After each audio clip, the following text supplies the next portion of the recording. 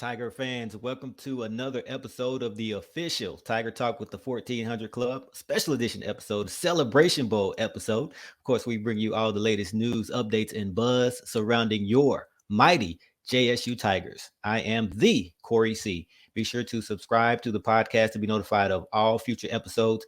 Apple Podcasts and Spotify video users rate and review the show. And everyone, go follow Tiger Talk with the 1400 Club on Facebook and Tiger Talk 1400 on Instagram and Twitter. It all helps the cause, which is the I love Jackson State University. And of course, this is an exciting time for HBCU football, the annual Celebration Bowl. Jackson State will be squaring off against North Carolina Central. And coming on the show today to tell us all about this ball club is a very special guest. He actually does the radio play-by-play for North Carolina Central. He is none other than Jonathan Duran. Welcome to Tiger Talk with the 1400 Club. Hey, glad to be here. Thanks for having me. All right, it is a pleasure. So we're excited about this game. I know you guys are. We're definitely looking to learn a little bit about the team for our viewers, our listeners who aren't familiar with this team, but a 9-2 ball club. So we know we have our hands full. Of course, Jackson State's 12-0, so you guys have your hands full as well, but it should be a battle for the ages. Jackson State has a bad taste in our mouths from last season. I'm pretty sure you're well aware of it.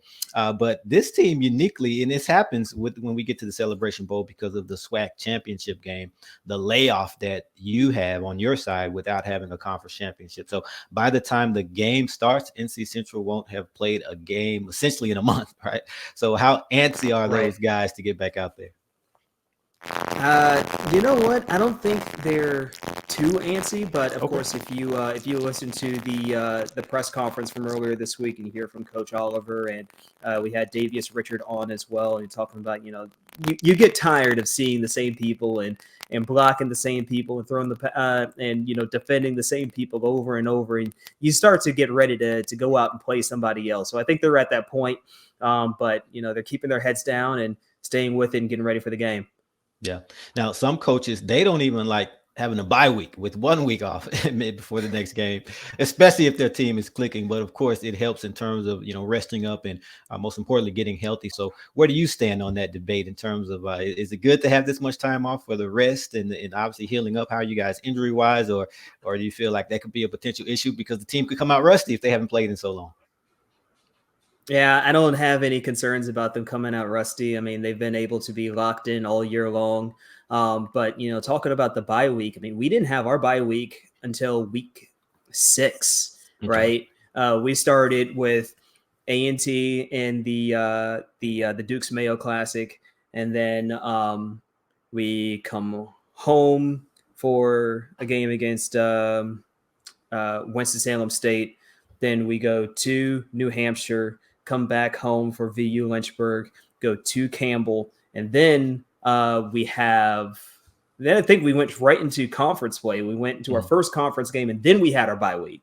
So, they've been used to being out there and playing many games in a row. So I think being able to have the time to be able to rest and get guys healed up has been actually pretty good for them. Okay. And looking at that schedule, the one common opponent between the two teams is Campbell, which JSU beat 22-14 on our homecoming, and North Carolina Central, of course, took an early season loss 48-14. That was a game that a lot of Jackson State folks were tuned into, not necessarily to see NCCU, but mainly to see Campbell, a team that many felt was the toughest opponent on our schedule, not knowing that we would face NCCU later on in the Celebration Bowl, but we got a glimpse of you guys. So, of course, that game didn't go how you wanted it to go, but you rebounded from it quite nicely, winning 5 out of the last 6. The only loss coming by 2 points to South Carolina State. So how has the team grown and improved since that game? It's really funny because, I sit down, I talk with the coaches every week. I talk to Coach Oliver, I talk to offensive coordinator Matt Leone, and I talk to defensive coordinator Courtney Cord. And it's usually a very similar answer every week when I talk about, how's the team growing? And, it's been impressive. The fact that the answer hasn't really changed, which just shows how consistent and how steady that this team has been. They go out there with the same mindset every week on defense. And Coach Cord always talks about, we always want to win one. We want to win one. We want to win that play. We want to win that down.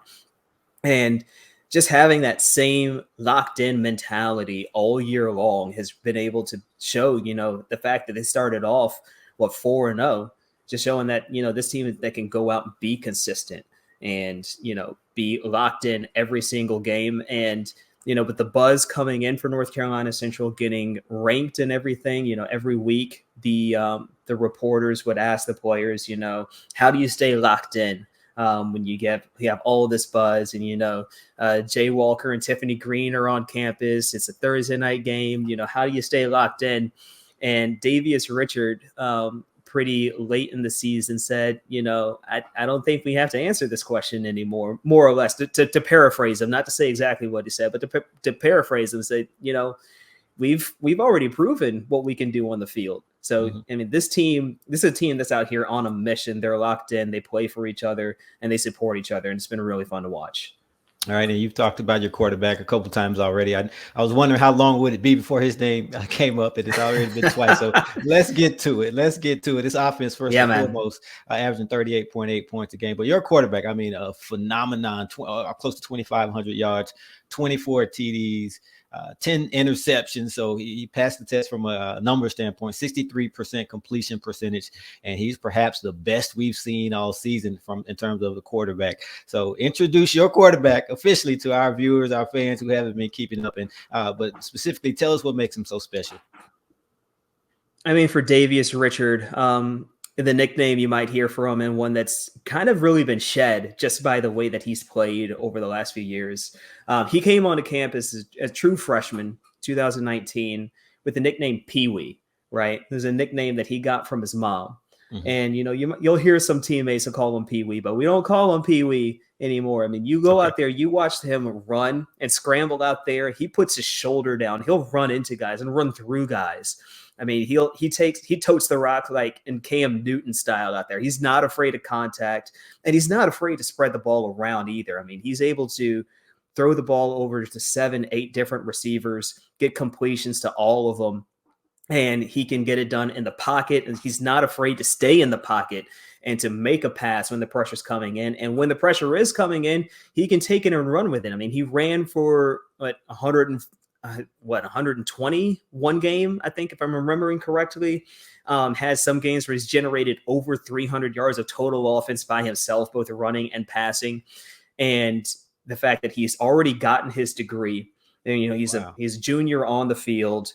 But the COVID year, you have an extra year in the classroom. Mm-hmm. But he's got his degree. He graduated with the winter commencement here, and this is a quarterback here that he can have his name listed in the same range as Air Harvey in the CIAA Hall of Fame, Earl Harvey, Malcolm Bell, who was the quarterback for the Eagles the last time we were in the Celebration Bowl, and him also. So the fact that he's a great team guy, he's a great leader, he's a great guy to know, and he's just been fantastic for this program.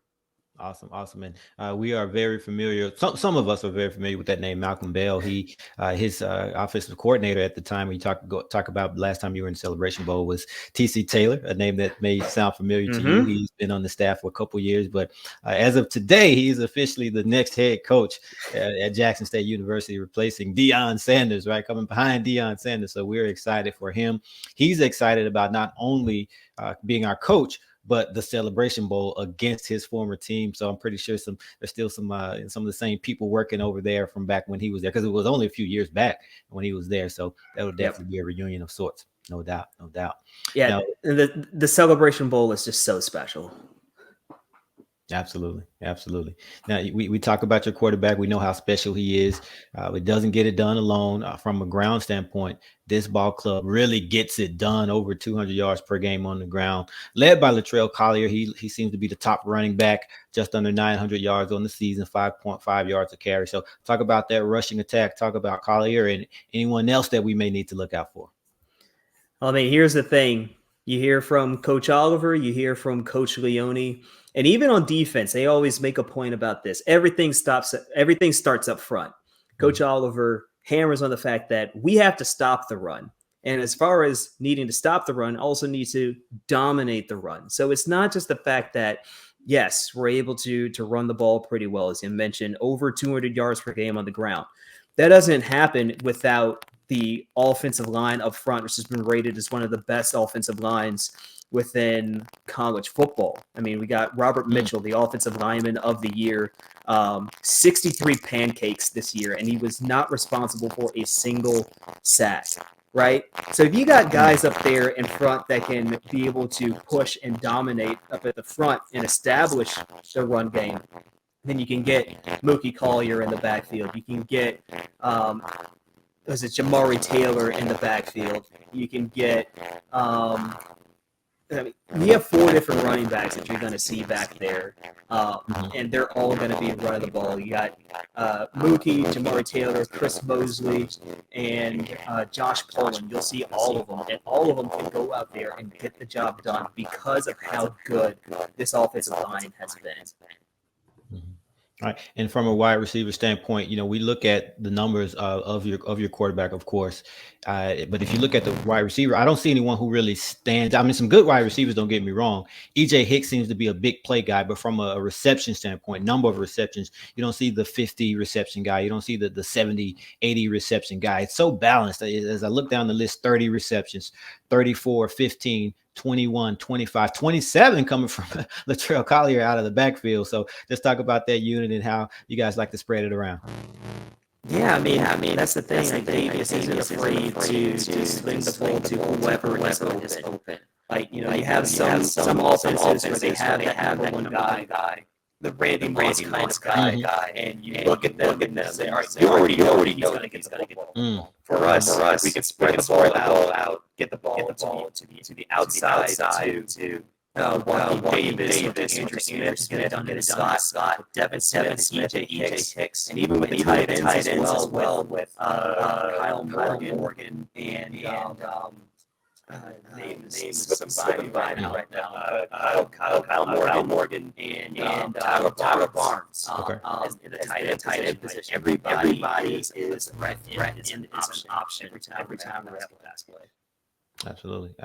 And from a defensive standpoint, you had 3 players on the preseason all-conference team, only giving up 20 points per game. So talk about that defensive unit, some names that we can expect to hear called a ton. I mean, first and foremost, we got to look at Khalil Baker, who started the season by picking off a pass in each of the first 3 games. Right. Like KB was insane, and MEAC Defensive Player of the Year. So this is the second time in league history that the offensive, defensive, and offensive lineman of the year all came from the same school, and the coach of the year all came from the same school. And that's dating back to Hampton back in 2006. And you remember how good those Pirates were back in the early 2000s. But I mean, Khalil Baker is one of the best guys back there, and this defense. I mean, what can you say about them? They're so good at getting pressure up at the front, and then just in coverage with Brandon Codrington and Khalil Baker back there, and Ja'Kai Brevard and Max Uren. He's just been huge in the middle of the field. I mean, everybody knows their goals, knows their parts to play, and they do it well. Mm-hmm. And, you mentioned Coach Trey Oliver. We definitely have to talk about him before we let you go. Just a name that's, just resonating throughout the HBCU ranks and community in terms of the job that he's done. So talk about this team, the difference between this ball club versus last season, and what has been the biggest change and how he's gotten this ball club to be so much better. So I know this is going to sound odd to you, but I'm going to tell you that I don't think there was a lot of difference between this year's team and last year's team, right? You might look at the record and say that this team, wasn't as good as this year's team, but I think it was the same team. Just at the tail end of the season, won 3 games in a row. We start this year with a big win over North Carolina A&T, our rival, at the Dukes Mayo Classic. And I think finally getting over the hump against A&T for the first time in 6 years, the players are like, oh man, we can go out here and we can play. And I think the one thing that was missing for them was just the confidence, and being able to go out there as a confident team and playing hard, tough, and together has been one of the major changes for them. and being able to be a confident team and realizing that, hey, we can go out here and play, and not losing that focus all season long, coming out and executing every single play, every single practice the same way, the same day, every time. Being able to do that, I think, has been the key to their success, and just being a regimented football team. And as a matter of fact, ending the season with their first penalty-free game in over 10 seasons, Wow. I think, against Tennessee Tech, in that game that we won in that last-second field goal. I mean, this is a team that, again, they know what their jobs are, and they go in and they execute. I mean, that's really the best thing that I can say about it. I think that's what Coach Oliver's been able to instill into this team, and that, hey, everybody has a role to play, and to understand that you have this role. Like, you might not, it is the same thing with our running back room, right? You have so many different guys that might pop off in a single day. And once one guy is hot, you're going to keep giving the ball to them, and the rest of them are on the sideline cheering them on. And when it's their turn, they'll go in, and the next guy will be on the sideline looking to cheer them on. And that's the mentality, and that's just the love for each other that they've been able to pull together, has been one of the big things.